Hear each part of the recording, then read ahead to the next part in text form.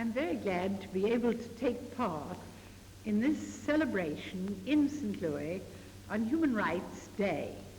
Ever since the Declaration of Human Rights, the Universal Declaration of Human Rights, was passed in Paris in 1948 on December the 10th, we have fostered the observance of this day not only in the United States, but throughout the world. The object is to make people everywhere conscious of the importance of human rights and freedoms.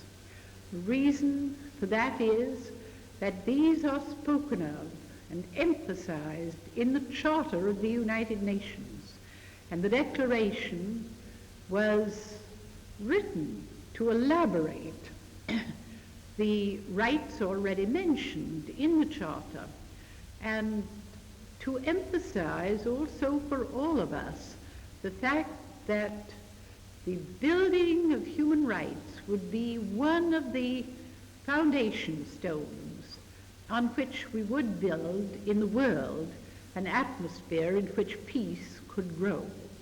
For that reason, all over the world, we've encouraged the associations for the United Nations to observe a whole week before United Nations Day comes around to explain United Nations and what goes on in that organization.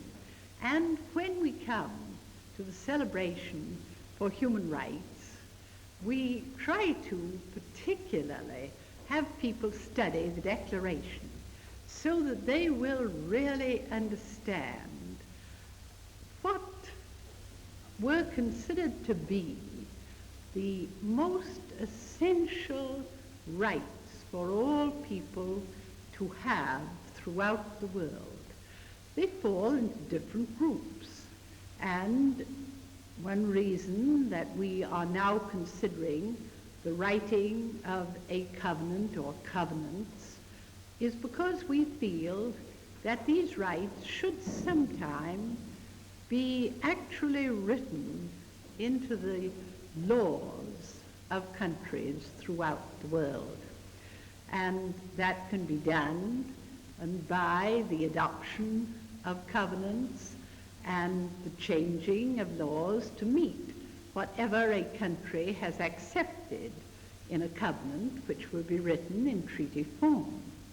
These things must be well understood, because even though you accept treaties and countries ratify those treaties, the real change which must give to people throughout the world their human rights must come about in the hearts of people. We must want our fellow human beings to have rights and freedoms which give them dignity and which will give them a sense that they are human beings that can walk the earth with their heads high and look all men in the face. If we observe these rights for ourselves and for others, I think we will find that it is easier in the world to build peace, because war destroys all human rights and freedoms. So in fighting for those, we fight for peace.